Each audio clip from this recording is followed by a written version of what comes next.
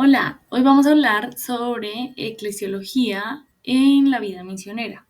Entonces, primero queremos entender un poquito, pues, qué es cristología, qué es eclesiología, entender un poquito de los fundamentos bíblicos, estos fundamentos según los evangelistas. Vamos a hablar un poquito de Concilio Vaticano y cuál va a ser esta propuesta misionera, además, pues, de todos los archivos que han sido consultados. Empecemos por entender los términos. Entonces, cristología, que viene del griego Christos, y logía, que sabemos que es la ciencia de estudio. Entonces, básicamente la cristología es el estudio sobre todo lo referente a Cristo, ¿no? Y de eclesiología, que viene del griego eclesia y del hebreo kahal, que básicamente significa asamblea convocada o reunida. Sin embargo, este significado es muy cambiante y depende pues de muchas cosas como el tiempo en el que sale. Entonces vamos a ver que en la Biblia la eclesiología como término es distinta entre el Antiguo Testamento, el Nuevo Testamento e incluso cuando ya se conforma la Iglesia Católica y sale esta jerarquía eclesial, entonces van a haber definiciones propias de iglesia. Entonces, iniciemos con los fundamentos bíblicos, que es básicamente entender la iglesia desde el Antiguo Testamento y el Nuevo Testamento. Ok, en el Antiguo Testamento podemos entender el pacto inicial como esta creación, ¿no? Todo lo que entendemos en el Génesis con el pacto inicial entre Dios y la humanidad, que básicamente sus puntos principales han sido la participación en la vida divina y la unión con Dios. Estos puntos no fueron impuestos, fueron al contrario un pacto que ha sido aceptado libremente por los humanos, o sea, por Adán y Eva en este caso, y se da bajo un sello que es la abstención de comer el fruto prohibido que Dios pone. Y en el pacto con Israel, entonces vemos a una iglesia de Jesucristo que ve en Abraham al padre de la fe, que es el prototipo, digamos, de lo que queremos ser como creyentes, como personas obedientes, y entonces destacan a Abraham como el padre de muchas naciones. Entonces, de ahí pasamos, estas son todas las profecías, ¿no? Y luego pasamos al Nuevo Testamento, donde pues va a ser esta definición de iglesia va a cambiar un poquito y se va a referir distinto porque cada autor va a darle eh, importancia a ciertos aspectos y va a ir dirigido a cierto tipo de público. Entonces, enfoquémonos un poquito en los evangelistas y vamos a estar hablando de los cuatro, ¿no? Que sabemos que los evangelistas son San Mateo, San Marcos, San Lucas y San Juan. San Mateo va a dirigir todo su texto a los judíos, principalmente, ¿no? Y entonces él se va a enfocar en estas profecías del Antiguo Testamento que fueron cumplidas con Jesús como ese Mesías prometido.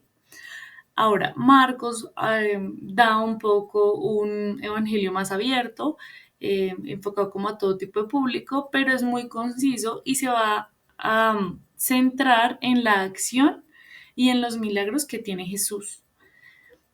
Por el contrario, Lucas se va a enfocar, va a ser dirigido a los griegos y él se enfoca mucho en la vida de Jesús y también en cómo él eh, acepta a todos los marginados y excluidos. Ahora, Juan le escribe al público cristiano, al público que es seguidor de Jesús, y va a mostrar esa naturaleza divina de Jesús y mostrar ese Jesús como hijo de Dios, ¿no? Ahora, estos son como principalmente los evangelistas, pero si nos centramos un poquito más en luego la iglesia que hace, ¿no? Cuando ya sale, muere Jesús, resucita y se funda la iglesia. Entonces vamos a ver ciertos aspectos de definición de iglesia a lo largo del tiempo hasta que llega el Concilio Vaticano II. Pero ¿qué es realmente el Concilio Vaticano II? Es una asamblea católica que convocó el Papa Juan XXIII en el año 1962 a 1965 y se hace justamente en el Vaticano. Lo que busca es la renovación y la actualización de la Iglesia. ¿sí? Y va a tocar puntos importantes, entre esos va a hablar de la naturaleza de la iglesia, de la participación activa en la misión de la iglesia, eh, y esta, por ejemplo, también toca temas como liturgia, diálogo, el diálogo interreligioso, este respeto entre religiones y la relación de nosotros como iglesia con el mundo entero. De este van a salir 16 documentos. Entre esos documentos salen 4 constituciones, 9 decretos y 3 declaraciones. Las constituciones, que son ese documento permanente en la iglesia, están, ustedes las ven en orden cronológico y en orden pues de nombre, ¿no? Entonces el Sacrosanctum Concilium básicamente va a hablar de la Sagrada Liturgia. Esto significa que la oración litúrgica y los sacramentos piden la participación activa de todos.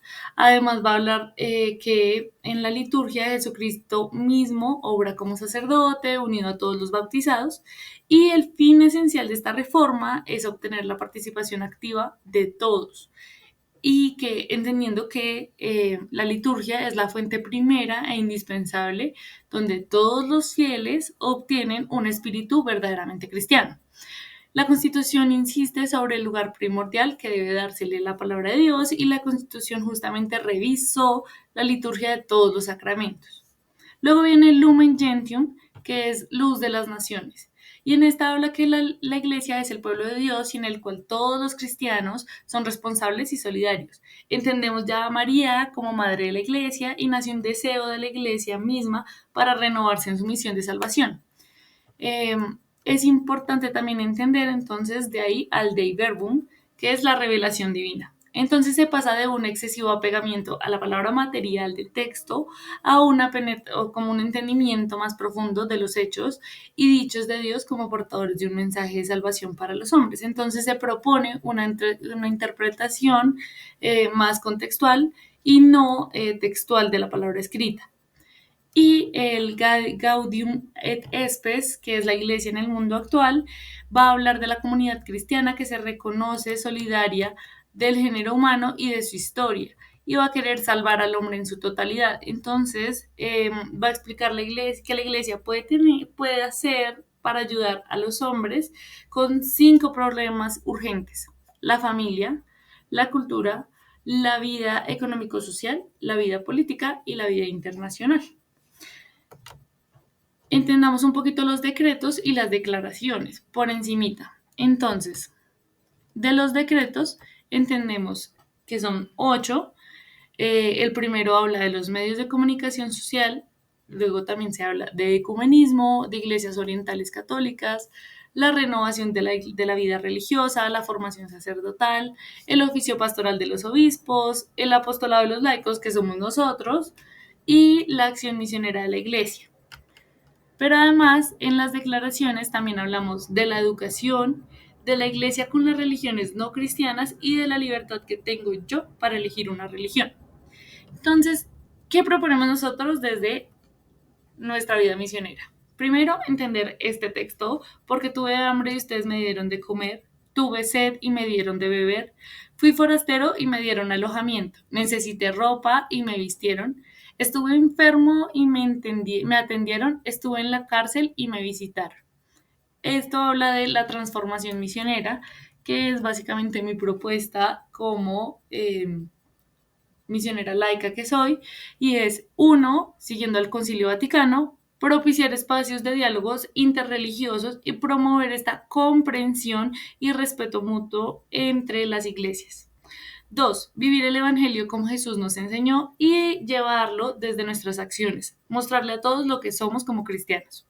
Y el tercero, que en las iglesias podamos poner lecturas en todos los idiomas para que una persona que llega de otro lugar pueda entender la iglesia, igual la Eucaristía o los eventos religiosos importantes, sin importar de qué lugar venga. Muchas gracias por escucharme, por prestarme atención estos 10 minuticos y los espero en una próxima.